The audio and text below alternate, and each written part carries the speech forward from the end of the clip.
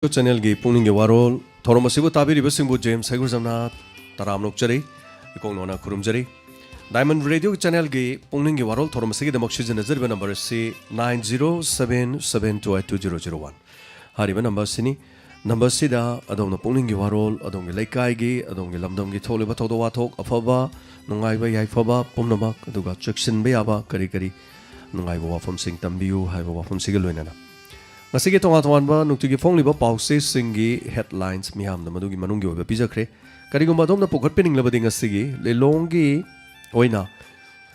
kendra gi oina kekman da mi 13 tagi hena test to batholok tre haiba aduga wangoi da sumi lising ani ga kun taruk test to godabadu mi chani ga humbudra humdoi khak tholok pasdigi hena tai tholok khide haiba wafamasini aduga France की ambassador ना दोना minister का अवांग नोंग पोक की project सिंग पाइखन ना नबगी खना क्रे हाय बो वाफम सिमगा दुगा मियो यमा एक्टिवा दा थोमबदा दुगा नपी मखुदक त लेकिद्रे हाइरी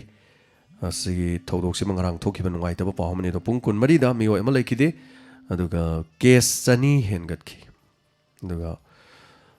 अखोइगी कोविड-19 लेखिदब सिंगी अरोइबा मथौ मंगम पांगथोकपद पैसा सी CMO ना पुथोकनी हाइबा के राजोगी वाफम अमा यावरी लोइनाना संस्कृत नमफुद तमहनब होनबा यानिंगदे हाइबा मसात ना फोंदोरकली अदो RSS की सिगा oriented oiba masti manipur government manipur school college singda sanskrit pu subject amo oina nampu da tamhanna bo honariba si yaningde haina manipur student association delhi masat ke organization secretary kennedy moirang team na magi cherol amasu phongdorokli aduga masini hauju fawbagi mangda tariba singi manungda aduga awang nongpok lamdam da chennai degi khulai kaya marum lon na pusule I haiba chennai degi khuigi awang nongpok aduga China degi haiba awanu pokta China degi khulai kya marum lona pusalagni haiba wafam sini ami painingai oriba aduga ngarang test to budumi yam tholokidri haiba wafam sini aduga WY tablet lising mapan ga chanipan fagat kiba case ta court na police amasung BDF personnel manga yauna mioi taruki mathak ta charge frame tawre haiba sini masina akhoi gi khwadi headline sing ori loina na wafam sing is kari kari thambini nge or natraga domodong gi kerole kaida kari kari pokot pining belenga siga han bokolo khachege hello minga model form haibiu hello haibiu kari haibiningi khoi hada ki khoi kano da voter card thagat ga smart card othokane na tangwa ga mongdra mu thagat ji ba ma ji ga mi somai ko na pan khak yak ba ma si khoi di sina khar thuna lo sambi na khoi khar thuna da bi ra ga yam thuna wai ga na haje bi sa kuire phana kuire khoi 어저께 좀 마pan khak lak ji phana kuire hauji bok je ji phang ko ta 피토록 다 많이 다래. 그게 막공기 폴링 스테이션 파티원 바이 CNG 이제 따로 폴링 스테이션 기니 사. 마치 다르게 제수 오면 담다 거기 마치 어떤 비라가 비라 안와지거나 다 아이게 무슨 타가짜리 하비리 바스기드막 마탕기 콜라로 모두 코동 잡아 비자기 कोई season नजर बा number 9077282001 हारे बा number सिनी hello मिंग अमदे life form हाइबियो hello हां यार पोक्तगी प्रेमिता करे हाइबि निंगी दक नीट एग्जाम हाइदोकिबदो अदुगी हेकटपगिदो अदु सा angang jinji खरे हेकटपिरदि फगद्राना हाइजगे तोबने अदु वही खन बदो था संगा गा तरियत थोड़ा खन ले बमोय कनो दा खबर दा हापै जे अदो चाजिंग जे संगा गा अम्मा फंगबा दगी अनि फंगबा मोय सिराइदा मी 10 कुलम ने संगा गा याखै मा थै हाइबा था संगा गा याखै तरियत ता कनो तौगिबा खनगिबा अदा छिट्टो था लोइना मा हेकट पिद्राजु सा खरा दे हेकट पिरादी कनो सरकार जिदा ना हाइजाबा ꯑꯉꯥꯡꯁꯤꯡꯁꯦ ꯆꯍꯤꯁꯨ ꯌꯥꯝꯁꯜꯂꯛꯑꯦ ꯑꯗꯒꯤ ꯃꯣꯏ ꯅꯤꯡꯕꯁꯨ ꯀꯥꯏꯔꯦ ꯑꯗꯨ ꯍꯥꯏꯖꯒꯦ ꯇꯧꯕꯤꯔ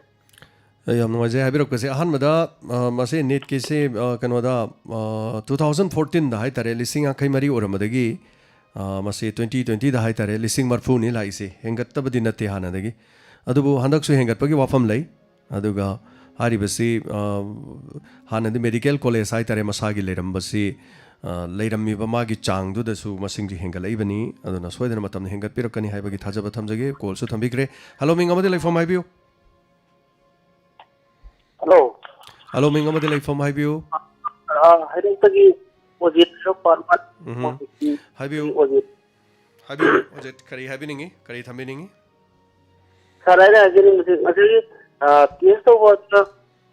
ꯊꯣꯛꯂꯛꯈꯤꯕꯒꯤ ꯃꯔꯝꯗꯣ ꯑꯝꯇ ꯈꯪꯖꯅꯤꯡꯕ ꯇꯦꯁ ꯇꯧꯕꯁꯦ ꯍꯥꯏꯔꯒꯗꯤ ꯃꯌꯥꯝꯁꯤ ꯑꯋꯥꯅ ꯄꯨꯟꯅ ꯊꯣꯛꯃꯤꯟꯅꯁꯤ ꯑꯗꯨ ꯇꯦꯁ ꯇꯧꯔꯒꯗꯤ ꯄꯨꯟꯅ ꯊꯣꯛꯃꯤꯜꯂꯒ ꯑꯩ ꯑꯣꯏꯌꯦ ꯑꯣꯏꯗꯦ ꯑꯗꯣ ꯇꯦꯁ ꯇꯧꯕꯁꯤꯅ ꯐꯕ ꯍꯥꯏꯅ ꯈꯟꯖꯕ ꯑꯗꯣ ꯑꯁꯦꯡꯕꯗꯤ ꯇꯦꯁ ꯇꯧꯕꯒꯤ ꯊꯣꯛꯂꯛꯇꯕ ꯃꯔꯝꯁꯤ ꯑꯌꯥꯝꯕꯅ ꯂꯧꯁꯤꯡ ꯍꯥꯏꯇꯥꯔꯦ ꯍꯧꯖꯤꯛꯁꯦ ꯂꯧꯁꯤꯡꯁꯤ ꯌꯥꯝ ꯀꯟꯅꯩ ꯍꯥꯏꯇꯥꯔꯦ ꯃꯗꯨꯅꯁꯨ ꯑꯌꯥꯝꯕꯅꯤ ꯑꯗꯨꯒ ꯑꯅꯤꯁꯨꯕꯗ ꯀꯔꯤꯁꯨ ꯂꯩꯇꯅ ꯈꯜꯂꯛꯄ ꯃꯗꯨ ꯂꯧꯁꯤꯡ ꯁꯨꯕ ꯂꯣꯏꯗ꯭ꯔꯤ ꯑꯩ ꯅꯥꯔꯦꯅ ꯍꯥꯏꯔꯛꯄ ꯇꯥꯔꯒꯗꯤ ꯃꯈꯣꯏꯒꯤ ꯀꯦꯝꯞꯇꯨꯗ ꯆꯠꯂꯨ ꯍꯥꯏꯔꯛꯀꯅꯤ ꯃꯈꯣꯏ ꯀꯦꯝꯞꯇꯨꯗ ꯆꯠꯂꯕꯗꯤ ꯃꯗꯨ ꯈꯨꯗꯣꯡꯆꯥꯗꯕ ꯃꯥꯌꯣꯛꯅꯔꯛꯀꯅꯤ ꯍꯥꯏꯅ ꯈꯟꯕꯗꯒꯤ ꯃꯌꯥꯝꯁꯤꯅ ꯑꯁ ꯀꯔꯤ ꯀꯥꯟꯅꯕ ꯀꯣꯔꯣꯅꯥꯕꯨ ꯇꯦꯁ ꯇꯧꯔꯨꯔꯗꯤ ꯅꯥꯏ ꯍꯥꯏꯔꯛꯇꯧꯔꯝꯅꯤ ꯂꯣꯛꯄ ꯊꯨꯡꯉꯗꯤ ꯀꯣꯔꯣꯅꯥꯅꯤ ꯍꯥꯏꯔꯛꯑꯗꯧꯁꯤꯕꯨ ꯍꯥꯏꯗꯅ ꯃꯌꯥꯝꯅ ꯍꯦꯛ खनबा मसु लेबगुम्बा मा हेक तवी मसी नॉट एक्जैक्टली बट मसी खरदे दुम चुम्ब्रन खले अमोरे थोलक तबगी मरमदुदी एक्जैक्टली आइना सी हारगा मदुमकना चुमने दि लेते अदु सिन लोइबिरब्रा तोप करे हाबिनिंग बलाइबिरी होय सर असेल जर थागचरी थोरमसि सरुगा बिरकसगी दमाक मथंगी collar मदम खुदोंग Chaba फिजरी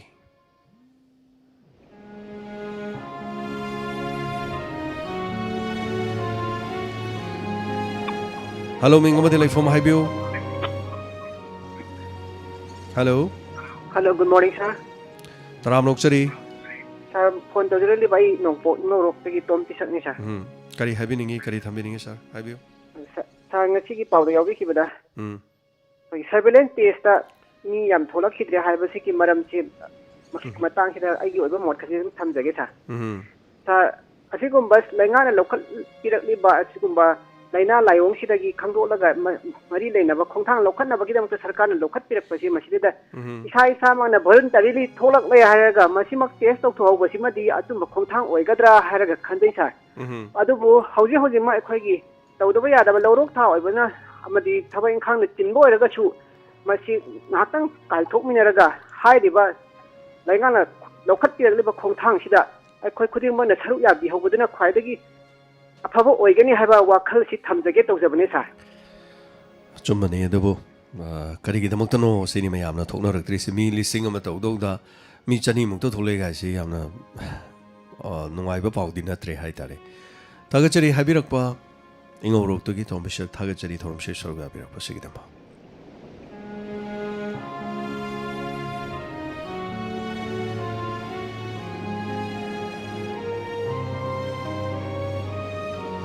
Matangi kolar amada khudong chaba pizari aikogi number 9077282001 Hello ming amadi life from Highview sir ai lam ngi nam naw lamding dagi nanaw kan gon ta ge tong sa Highview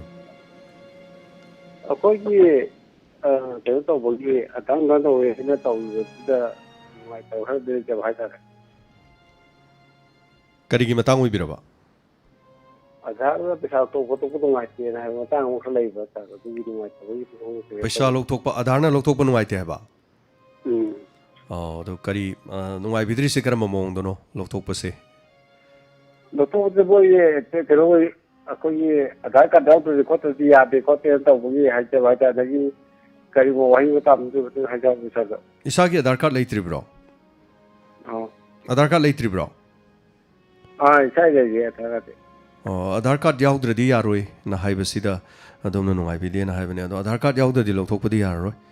masina akhoi puno makki section na bani fraud tawdana bani Aadhaar card ta isagi khud ki thumb impression यावी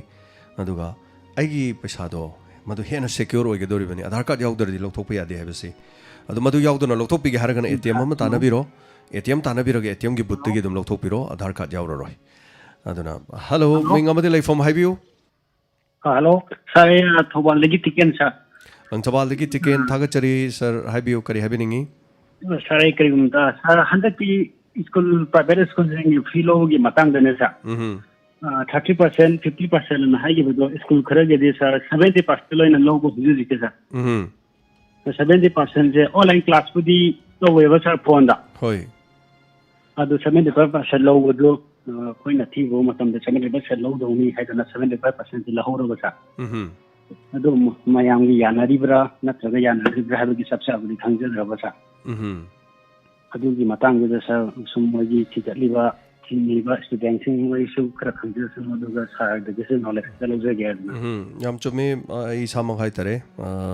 इसामकी अंगांग दसु दम लौई मसे अदो करावाइदनो लौद्रिसे ना मदु खनबसु यावी हाइतरे but अदुबु अदुम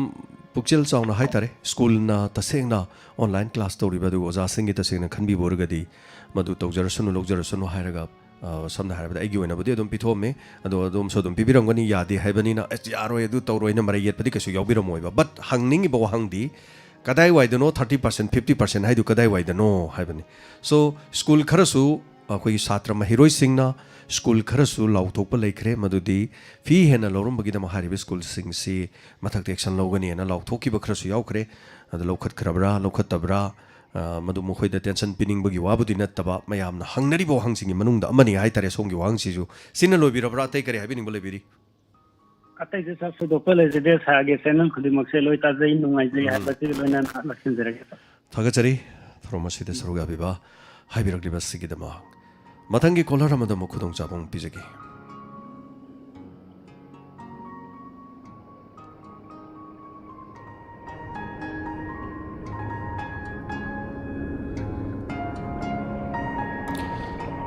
मथंगी caller अमदा खुदोंग चाबो पिजरी कॉल तोबगी खुदोंग चाबो सिलोबियो एखोगी नंबर 9077722001 हारिबसिदा अदोंगी पुनिंगी वारोल फोंदोपियो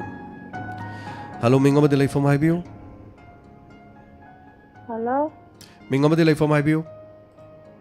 खंगाबोक्तगी थचोंग कैनासना करी हाइबिनिंगी करी पुखतपिनिंगी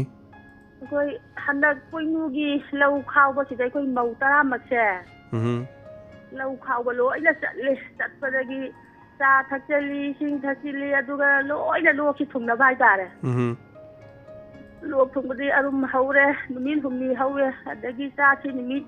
निनी चादबा लौजे सुम चले चटपदगी कमाइ तौने सिदी अखोइदि लोइना जेंगोरदी कोरोना ने लोइना थंबी हौदरे लौसो खावबा हौरे कमाइ तौने अदु ओइदि लौसी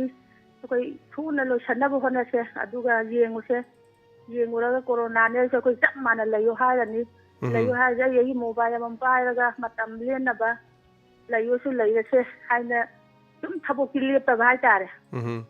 अदुगदी इसिंग असाबा थकले खरदी गुली हिदा खरबदी चाइबा चारगा दमक लोइना फनरक हाइतारे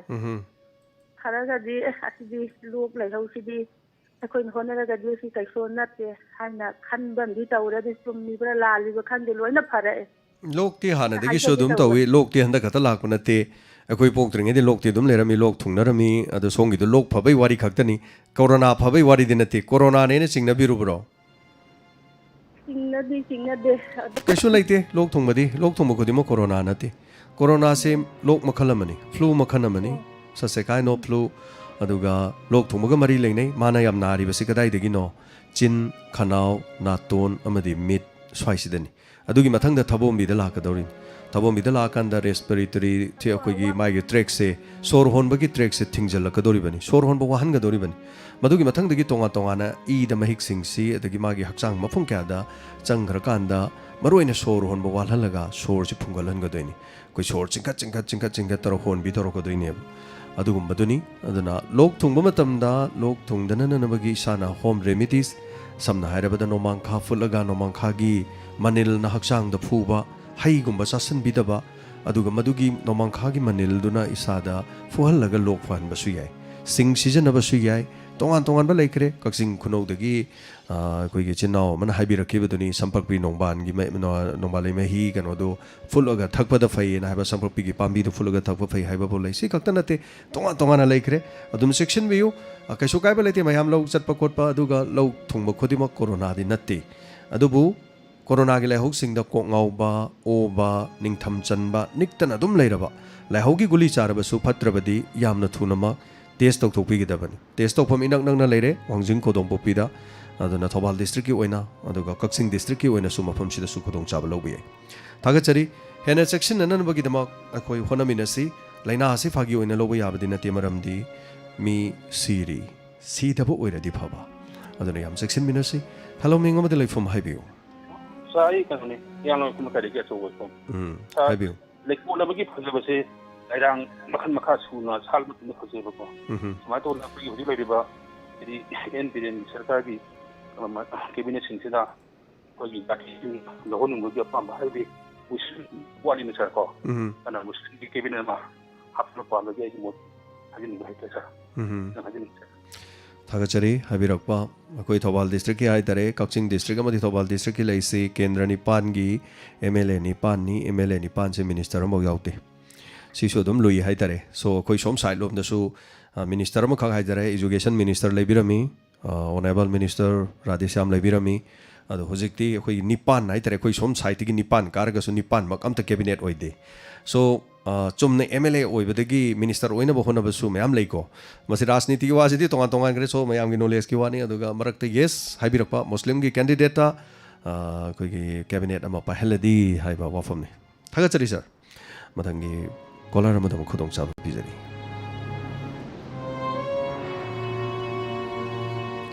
हेलो मिंग अमदि लाइफम हाइबियो चंद्रादगी ताक्तोम खुजाव ताक्तोम भी हाइबियो करे हाइबेनिंग कोविड-19 की लाइना अजीदम टेस्ट तौ लाकदो मई थबक अचिनब कयाम काइथोकपीरगा लोइना तौथोकपियोन हाइजनिबा पैसा तिंगारो पैसा लौरे हाबदो पैसा लौररो हाय अन हाइनरई मयाम थबक अचिनब लेजु काइथोकपीरगा टेस्ट तौबियो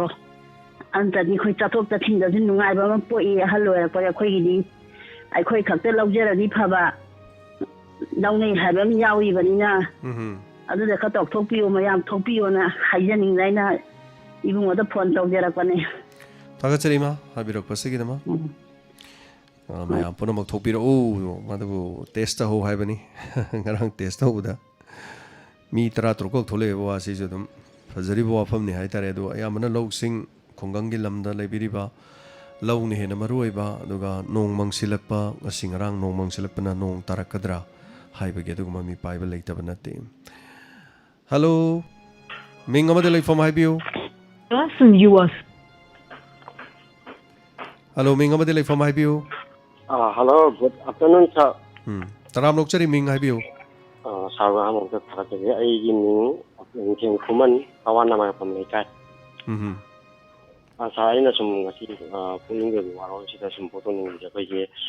हजोजी हाइजब तारे पैदाने जोना संपर्क प्रोग्राम जिंचे रेडियो सेट ताबदी खुदों जाबजे हजो सिमकी ओइनदी अवा माइतेरम द लैथि यबको सावना मसी ताबा फंगबगी कनोबदी खुंथांबदी लखत लमबदी यायबु चौराकना हाइजब तारे को यानि तोनबसी कन मतमगा हाइजे ताबा याबगे हाबदुमा अदुगा कोइगी एसएमएस इसे खनबगिसे सिदी अकनबा मतम लैब्रा हाबदु मतम मसे एसएमएस की जकंगनबा मतम लैते प्रोग्राम ताबा मतमना कोइगी हयेंग दि एसएमएस की लैगनी अदुना ngasi पुंग असुग असुक ताबदा खनबियो हाइबना चिंगबसे थौरमदुगी मरकता सोइदना लौथोकजबनी अदो अमुखतंग खनगिबसिना था अमगुंबा चटपे यावी मरमदि अमुख खलकपदे एसएमएस लिसिंग अम चात्रुक फंगबा सात्रेट फंगबा लिसिंग फंगबा यावी अदुना मदु अममम त काइरगा थारक पोहनबददी मतम चंगी हाइतरे सिमा नंबर 1 लेरे अदु अहान बांग बिकी बो हांग रेडियो सिगी कवा आइसे कवागी मफन मी कुंगना ताबा इलेक्ट्रॉनिक की रेजिस्टेंस लैबा मी कुंगना तारदि रेडियो की रेजिस्टेंस मागी कनोसे हंथै अदुना करी हाइतर मैं अनुसुन ताबिरंगनी पुखाव हाइजे कवा येंगनरुबददी कवादगी पुखाव चटपदा अदम यामद्रबदा किलोमीटर 45 50 की मथक हेन चटकने खले सो कवादगी हेंतोखरग पुखाउदो फारिनी रेडियो से रेडियोदा अदुना मसी मागी वेब लई अदुगा काला काला चटपगी अदुगा मी खर कुंगना तारबा अदुगा इलेक्ट्रॉनिक की मोटर्स लेरबा गाड़ी लेरबा टीवी यामना लेरबा अदगी कोई एलईडी बल्ब लेरबा लंबी द स्ट्रीट लैम्प लेरबा मसी रेडियो की रेजिस्टेंस ता मागी फ्रीक्वेंसी द बेरा कहली अदुबु अखोई की पोचै खरा डायमंड रेडियो की यौरा अगर लेरे कोरोना सिन पान खतपंगम किदबनी एंटेना द अखोई अमा अनौब मसागी ट्रांसमीटर से चानब एंटेना पानगदबनी हौजिक पालिबे एंटेना से ममांग पालंब ट्रांसमीटर अमगी एंटेनानी ममांगी ट्रांसमीटर दु यामना चाकनबा अदुना चाकनबदुना मरम मोरे मासी पोथारगा थम्मे अदुना हयनों फादो अमसी यारक्त्रगसु हायदना खोगी कनोदा थमग्रे बट अदुबो अनिमक तिंखलगा दुम थमगनी अदुगा अनौबदु पांखला कानदि हानदगिदि सिग्नल से खर Phagni हायबो वफम सिमसु हायजेगे अदुगा खुसेम live हायदना play store दगी download तोबिरगदि याम सेंगना ताबिगनी अदुगा YouTube ꯒꯕꯨꯗꯤ ꯑꯗꯨꯝ ꯑꯩꯁꯨ ꯑꯗꯨꯝ ꯆꯥꯡ ꯅꯥꯏꯅ ꯑꯗꯨꯝ ꯈꯔ ꯈꯔ ꯇꯥꯖꯩꯌꯦꯕꯀꯣ ꯑꯗꯨꯒ ꯃꯁꯤ ꯐꯣꯟ ꯑꯁꯤꯗ ꯇꯧꯕꯁꯤꯅ ꯍꯦꯛ ꯐꯣꯟ ꯂꯥꯛꯁꯤꯜꯂꯛꯄꯒꯨꯝꯕ ꯑꯗꯒꯤ ꯐꯣꯟ ꯇꯧꯕ ꯑꯩꯈꯣꯏꯅ ꯍꯦꯛ ꯇꯥꯕꯗ ꯁꯨꯝ ꯇꯥꯅꯤꯡꯉꯤꯕ ꯄꯣꯠꯇꯨ ꯃꯃꯨꯠ ꯇꯥꯅ ꯇꯥꯕ ꯐꯪꯗꯕ ꯃꯇꯥꯡꯁꯦ ꯌꯥꯎꯕꯅꯤꯅ ꯅꯨꯡꯉꯥꯏꯖꯗꯕ ꯌꯥꯝ ꯆꯨꯝꯃꯤ ꯑꯗꯨꯁꯨ ꯂꯩꯔꯦ ꯑꯗꯨꯒ ꯌꯨꯇ꯭ꯌꯨꯕꯇꯒꯤ ꯍꯦꯟꯅ ꯈꯔ ꯍꯦꯟꯅ MBꯁꯨ ꯆꯥꯔꯣꯏꯗꯧꯕ ꯈꯨꯠꯁꯦꯝ ꯂꯥꯏꯚ ꯍꯥꯏꯁꯤꯅ ꯑꯃꯨꯛ खुसेम लाइव एप्स में डाउनलोड तौरगा रेडियो मन नाकंद थमगा कोई ब्लूटूथ की स्पीकर अमद तौरगा ताबीरगदी अमुक हेन मदुन अमुक से हेन नुंगाइबे हेनगनी एदुगा अदुके मतिक मा नेट छु चादरे नोंगमा अयुक्तगिना नुमिदांग फावब ताबदा मा MB 10 MB फाव चादे हाइतरे अदुके मतिक खुसेम लाइव तना सो थागचरी हाबिरको मतमगी मतुंग येमिनाची अदुगा हनाना थागचरी थोरम सिदा सरुग हाबिरकपा असिगिदमा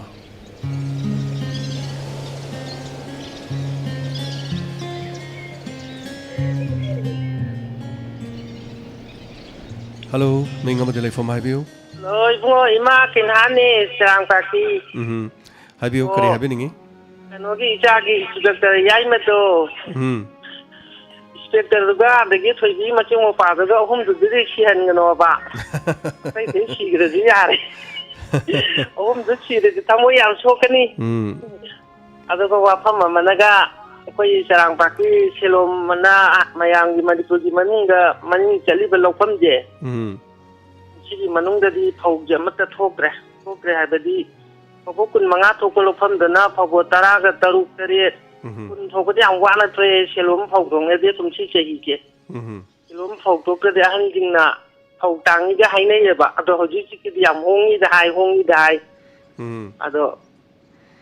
सरंग पार्टी होइनदि फौजी कुमसी दि चाथोक से खर वाले हाइबा तारे सही कुदिंग हारोदि सेलोम जिदि लाइगि लौनेना सेलोम मन मणिपुर द ममिंग चलीबा लौफम नेबा अदो कुमसी दि चाथोक याम तारे याम हंदरे हकुमदगी याम थोक्रे हाइबे यारे वइंग न चागी न्यांग दे अमनि खंगरे सिमगा हाइगे तौने स्पीकर याइ मदुगा थोइबी मचिंग मक्वादगा उहुम दुददि सेन दिगनो इमान हाइगेरी थागचरी मा कनान मैम सोम हाइबिरे थोबीगा लांगलेन गदी सिहनबिगनो करीमता वाफम ताहनोन वारी सिददी मखोनी युमदा लेरिंगेदा मखोगी इमुंग हाइतरे फौ कई यावना प्रधान निंगथौरे मन मई थाबा न वारी सिदा लेबने मई थाबा मोई इमुंग सिदा अदुगा मई थाबदा खुदोंग थिबा थोके तौबने अदुगा लांगलेन हाइतरे लांगलेन से मैना चाकबा सुमाइना वारी द लेबने मैमने याम हाई इमुंग सिदा वहनबिगनो से याम हाइरक पाइ तारे वारी दु थैदोखिबय वानी दु देखि हेलो मिंग अमदे लेफम हाइबियो हेलो मिंग अमदे लेफम हाइबियो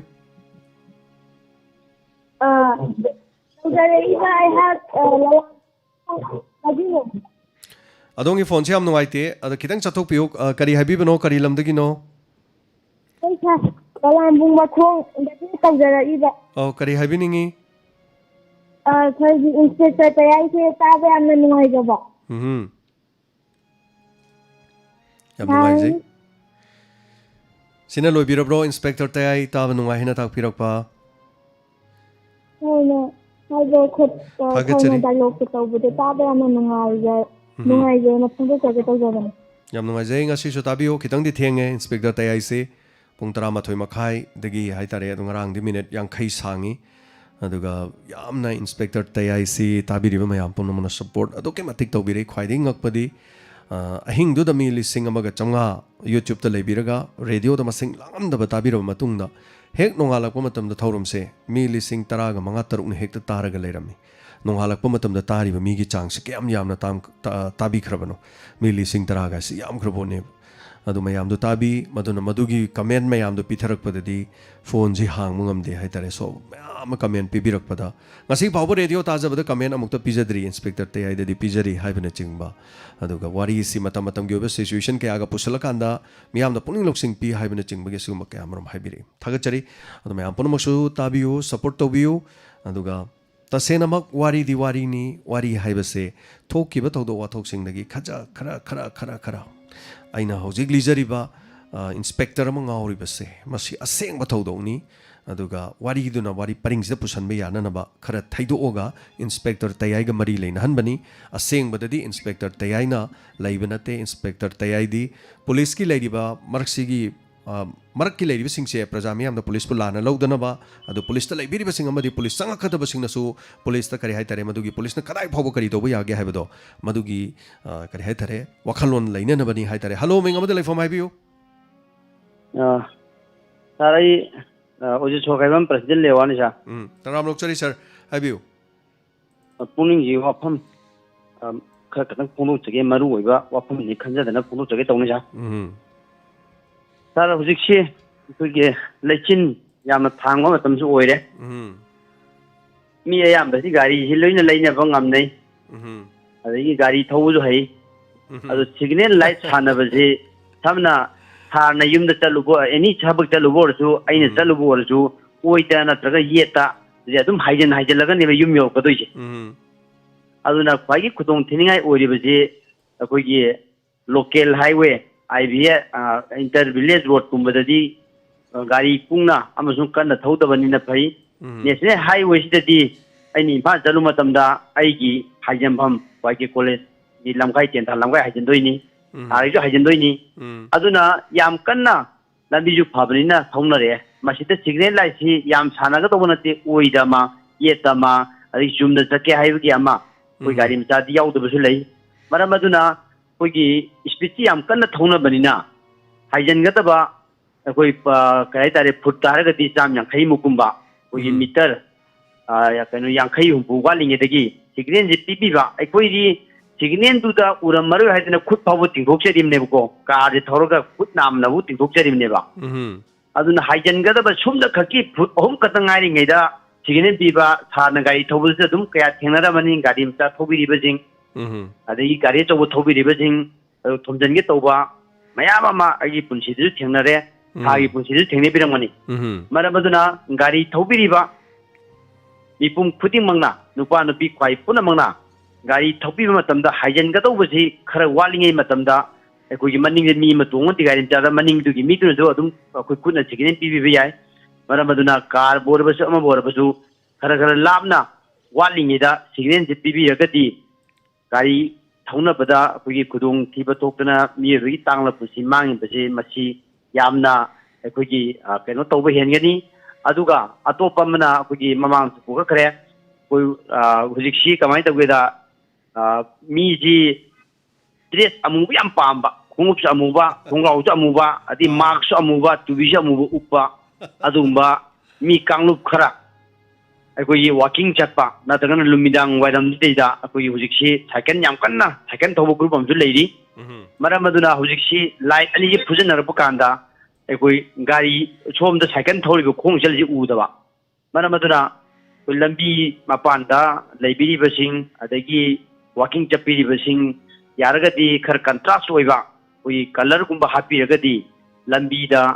उदोंग थिबा थोक्तुना पुंसि क्या मांगिबसि फगद्र हाइदना सार आई मसिम कतंग पुंगी वाफमजि थमजबन सा थागचरी सरोजित हाइबिरिबा सिगिदमा यामना मरिक चुंबा वाफम ने दोमना थमिरि वाफम से अदुगा गाड़ी गी स्ति याम चोंग्रे गाड़ी से अखोइदि हाइगलनी अदुगा फजना कन्ना थौरानी अइना तमना थौजरिदु माना कन्ना थौरानी होरोल से खन्ना खोंगनी अदुगा अइगे मांगदुदगी कन्ना थौगिबा नतबा अइगी मांगदुद लंबी अमा लैबा अदुगा अइगोंदगी कन्ना हेंगलैदो फजना हेंगल लंबीदु माना हाइजलग लेहोबै वान सो मसी सि करी कुथौनो खंगदे योरमदाइदुद माना अइगिसि यांगेना ताइब्रा अदुगा मागे तुंगदा लाइबा गाड़ीदु माना कन्ना हेंगल माना लंबीदु तपना हाइजलिदुनो करी ओइगदगे हाइ कांदा तुंगदा तपना थौरैबा गाड़ीदुनो मंगोंदा येसलकदोइने मसी याम तवी मसीगुम्बसे सरोजेनसु याम हाइबिरी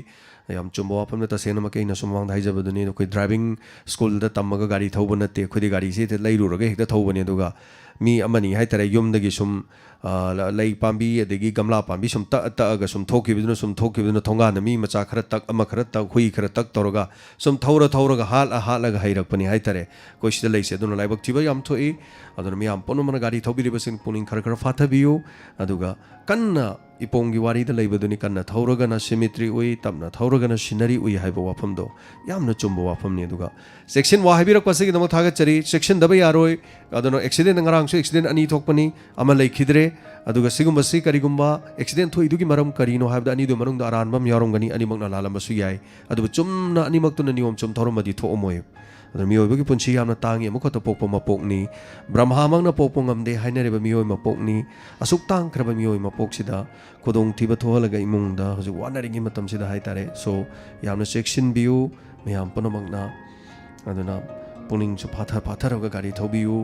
गाड़ी हेंगलकपदा हरोन खोंगपदा सौबिरुनु तानबिरुनु हेंजकिसनु चचकिसनु पंथुंग फमदि यौब चाप मानगनी हेलो मिंगमदि लाइफम हाइबियु हेलो कारेमिखो अवांगलगा कारेमिखो अवांगलकाय कायजेका रेडियो की ममांगदगी खरा लापथोकपिरो अदोम रेडियो मनाक्ता लेसनबिरे खरा चथोकपिरो रेडियो दो थंबिरमो फोन दा दुमवारी सानरसी करी हाइबिनिंगी वीडियो ताबदो यामना नुंगाई अंदगी स्टेट तयाय ताबदो तम खितंगी सागदानबे यारोइदब्राना minute यांखैनि ngarangsu nahansu minute nifuni tasengmudi program ni minute kontra khaktagini adu yam sangabani masidagi hena sangadi aina muk puthokjarakpada haitare nongma walinga de sembana tabani na matam yam changi haitare so thagachari haibirakpasigi damakta di kari chithaba laibiri sar hoigi thauram khudi makta ai loina lau ko muraga jo ai hala bauta ai loina tate ado sar hoigi thauram ji ana nungai ado bo ai am thagachaningi no tambi ai diamond ge sengi jaga da ai rakjagani sikatan haijage tawbani thagachari hanana aduga ayamna haitare nomidang thengmani na taba ngamde adubu ayuk nganna yahorakanda crime reports natraga late night story da inspector tayai leiramgani khalubada tumba gaise ayuk yahobasi am nungai gana haibirak pa yawi ayuk yahoraga leidana ko imungi awada pa ma malaira khudok sauga tok sarubudi ek hogalakpa kanda ngasi ngarangi inspector tayai anoba lakhi bajala kan tawda leiramme am nungai gana comment sumaina pibirak pa yawi wakhalon duni mayamna khanbiri wakhalon madi thambiri wakhalon duni haitare so thagachari habirakpa sigidama hello mingomadi laifam haibiu hello mingomadi laifam haibiu thapum laibung la kai degi probably ne dang ge athing anodo speaker tayai do hoi anwai ba adubu amohana ta phaduga amohana di thinlang hidrabaraba hinaraki ga dabaraba wari hangtora di yaro makadum tabiu soidana adum khara tholakini makhan haitare soidana yeminasi sina loibirabro atai kari habining ba laibiri madu am ngai thenga nai khoi am ngai mado hoi mayam loi haire james na mayam se hing mi imta tumhandre na ma khakta tumdaba natna mi jing je loi tumhandre na mayam na haibiribani adubu wari si athengba hingi wari haibani aduna athengba hingda tahabagi aduguma kya leiri mapanda leibiriba tumba yadaba aduga tongan ba duty tawraga leiba miyoi phawna di yamna thagat piribani so thagachari sina loirebra tai kari habini ba leibiri o loire si harle loire thagachari thorom sida saruga birak pasigidama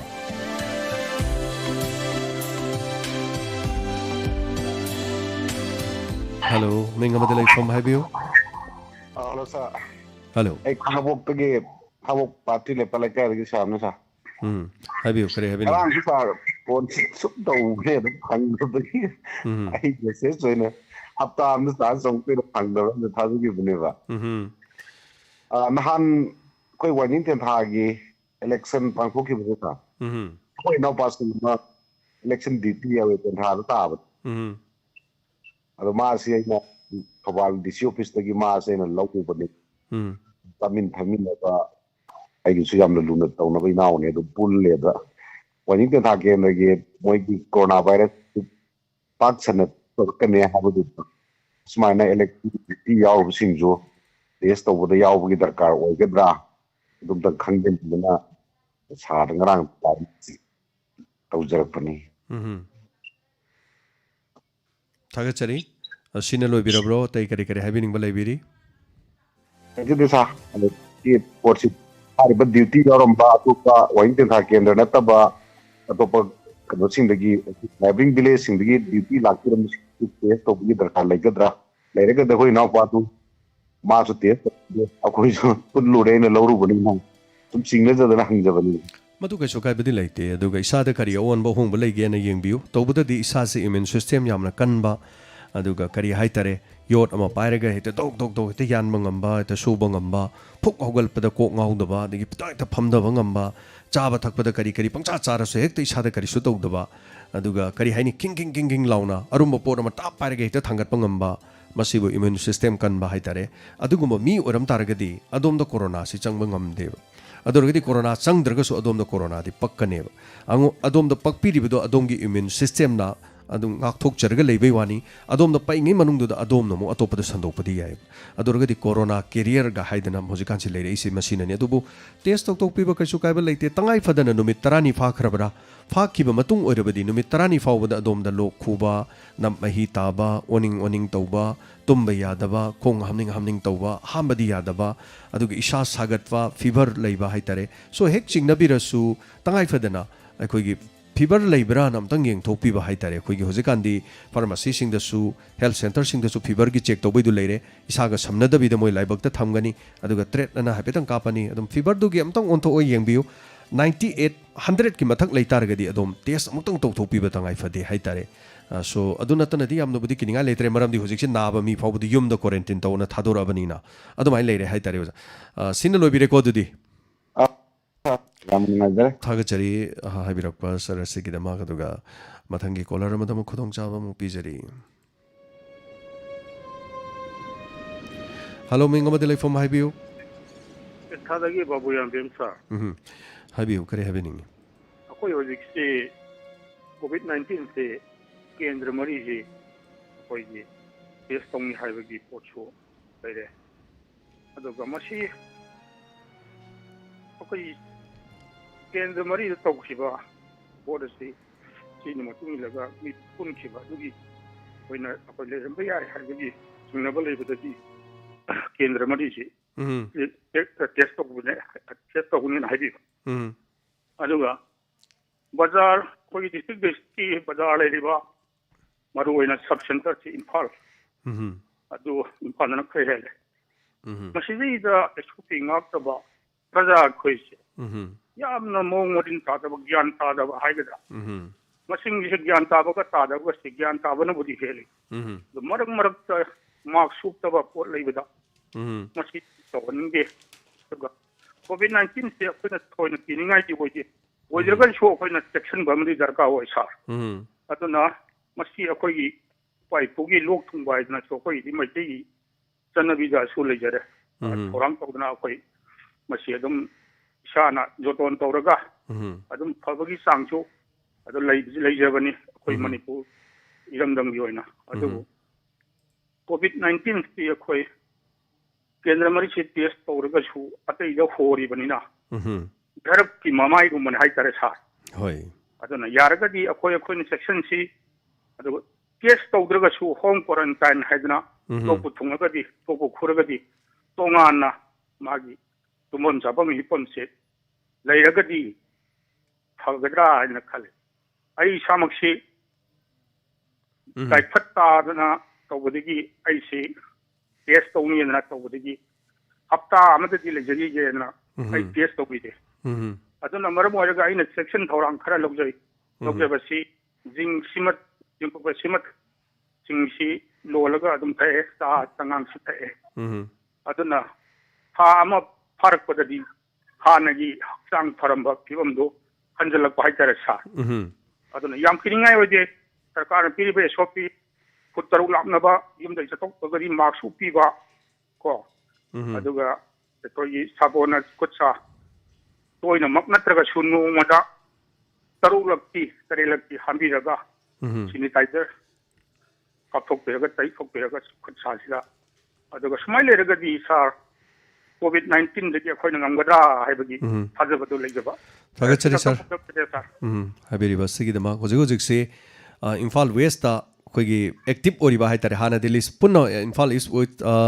Imphal West ta hana nari basi punna masing lising taret ka chamri kunga mapani narambasida fakiba masing se khaidokraga hojik si naraga lehori se lising amaga chahum yankai humdoini sikibada humdra tarukni Imphal East ta hojik lediba case hai tare hanagi lising mari khare hana nabada hojik naraga lehori si jatret ka tra humdoini sikiba yankai taruk sure adugi masigi mathangda thobal gi oina na kibasi apunba masing lising aniga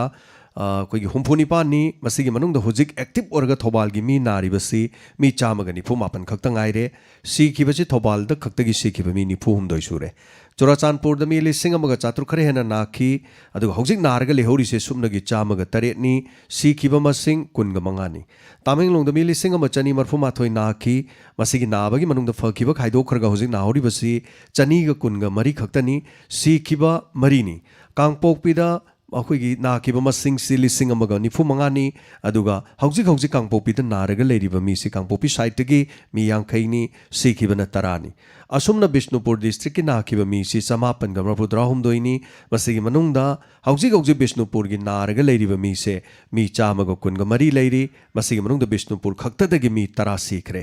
कक्चिंगदा नाकिबा पुनबा मी मसिंग सि चात्रुका हुमफु हुमदोइनी मसिगी मनुंगदा हौजिक नारगा लेरिबा कक्चिंगी लेरिसि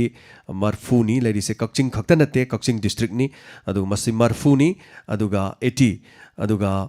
हौजिक सीखिबा मसिंग से Kakching LONGi side की district की तरुक सीखरे असुमना सेनापति दा हौजिक नारी सिमी निफुगा निपान नारी ओखरुल कुनिपान नारी चांदेन the मरफु निपान नारगा Larry none the तरा तरुक नारगा लेरी तेनोपल द कुन तरुक नारगा लेरी जिरीबाम द कुनगा मंगा नारगा लेरी कामजोंग द कुंथ्रागा मापन नारगा लेरी अमदि फरजोल दा मी अनि नारगा लेरी अदुना मसिनी हौजिक फावगी अखोगी मणिपुर गी मनुंग द लेरी बसे अदुगा हाना नारंब सिंगदुगी सो मसिमा मियामगी मिट नाकोंग ओइननबा वाफम सिमा थमजबनी थागचरी थरोमसिदा सरु याबिरकपा बाबू यामबेम सर थागचरी टेंथादगी अदुगा खंगमिनसे अखोय मयाम पुनमक खन्नदबन इनदब सुंगा यारोय मसे करिगिनो हाइकंदा नोंगमदी अदोम सोयदना नारकनी हौजिक मियामना तारिबदा सासे ngasi makta da hari bisini akhoi Dr. Rajon haiba wafam da COVID-19 laikhidabagi aroiba mathong mangam pangthokwi paisa si CMO na puthokani haina ke Rajon hairibani imung amada mi asiba pasi poloibagi tobsi lising kun changi hairibani ba so naringai da na ba lising kun puthokninga litrakanda sirakanda poloiba da lising kun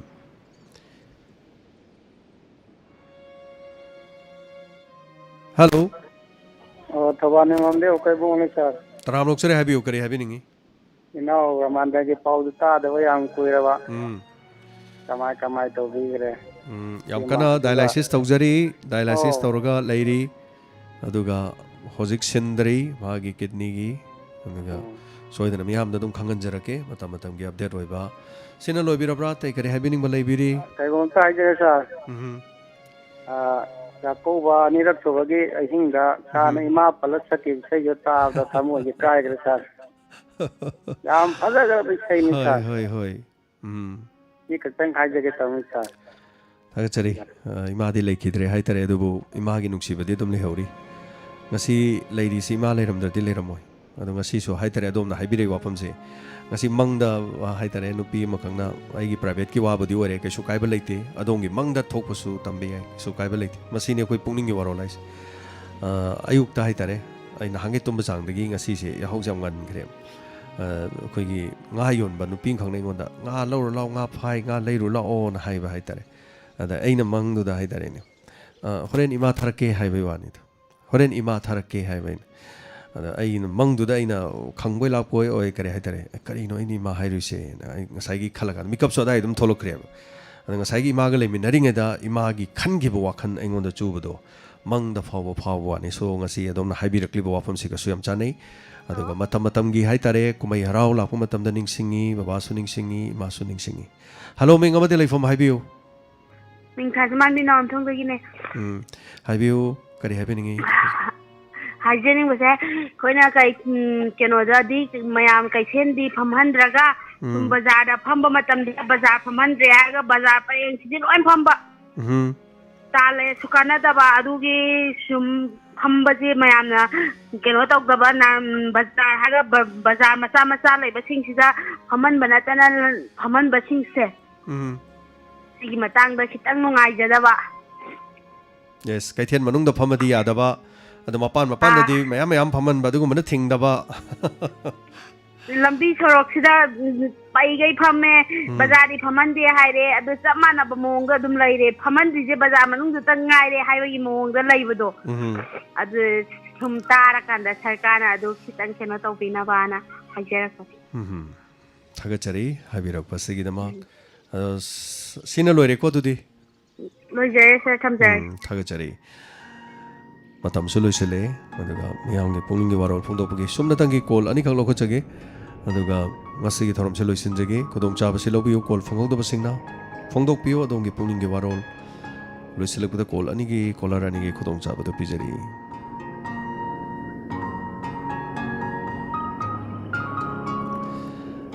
gitarani thiam airport ta khangnaba leiradi mayumda chalhalli habina jengba madu wafam do hoi haina ba yai torombe yai ama torombe yai do boy exactly khoi mangna uroba natamni na madu tawi hina hairobadi heta yadre ado mina hainarakli badu karigi no haibadu su adugi maram am sulebam di thoi haitare so anyway ama were